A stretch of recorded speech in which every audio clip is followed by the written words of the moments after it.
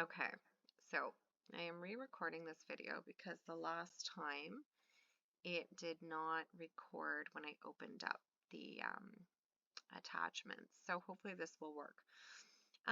This is your Dibels 8 website. At the top here you see the administration and scoring guide. And then there's the benchmark materials. So your benchmark materials are your beginning of the year, middle of the year, and end of the year screeners.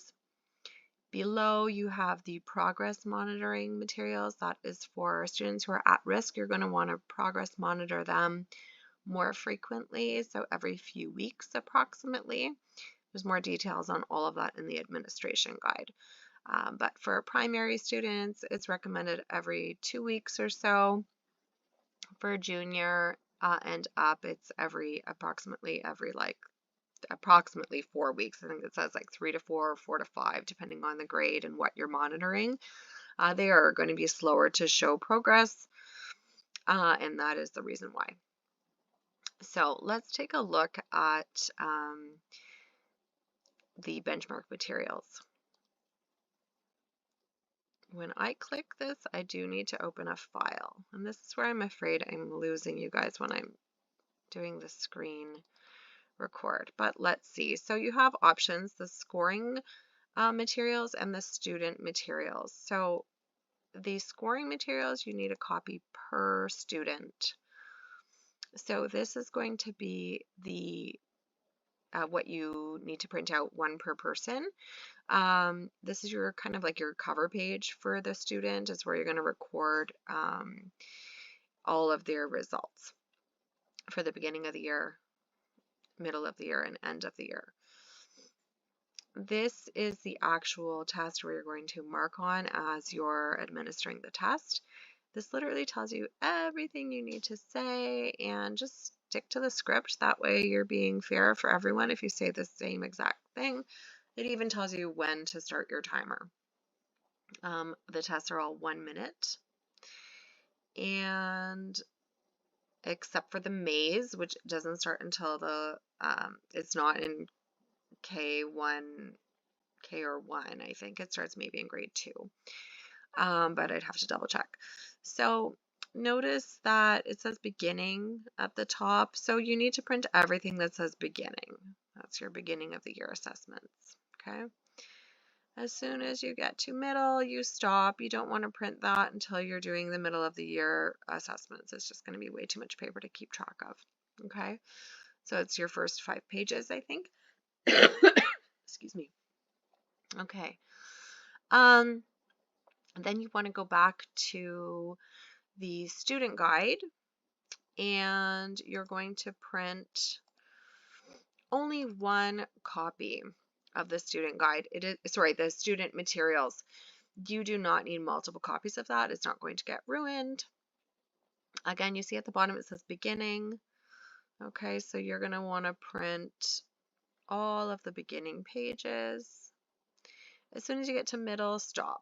Okay, so again, that's those first 5 pages. Actually, you don't even need the first page, so it's pages 2 to 5 for kindergarten, anyhow. Hopefully you can see what I'm doing. I'm assuming this is working. Okay, so if you are teaching a higher grade, like grade 3, it's going to look a little bit different because you have the maze also. So down here is the benchmark scoring guide for the maze. Okay, literally word for word, just read the script. This is now a 3-minute test.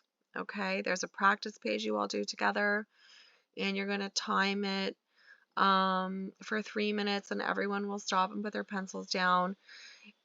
None of my students finished in 3 minutes, so that's fine. Again, you're going to only print the beginning of the year at the beginning of the year. And then there is also the maze scoring guide, which is here. Okay. And this has the, oh, is this the scoring guide or the student guide? Oh, this is student material, sorry. So everybody needs a copy of this because the whole class is going to do it, but they're all going to do it together and it's 3 minutes. So although it's 3 minutes, you're getting, 20 students doing it at once. So it's pretty quick. Okay, so going back to the home page, if you were to click on the administration and scoring guides here, there's a whole lot of information which I highly recommend you read. However, if you scroll down to page 143, I think it is,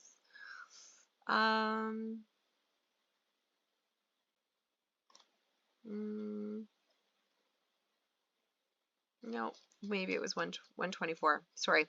If you scroll to page 124 and 125, here you go. Ideally, you'd print this in color if you can, or you can just refer to it online, of course. I'm a big fan of printing things. This is your scoring guide. So, or your, I guess your cutoff score. So it tells you where your students are. So similar to easyCBM, which uses percentiles, this just tells you if they're, in the red zone, yellow, or green, or blue. You'll see for kindergarten and first grade, it does not have the same activities as the older grades. Just like as you get into the older grades, they're no longer doing the letter naming fluency and stuff like that. So that's why there's little blocks, just because different grades are going to do different activities or screeners, I guess, not activities. So if you had a student who scored, a 7 on the letter naming fluency, they would be in the red zone. They would require intensive support. Okay, and that's at the beginning of the year.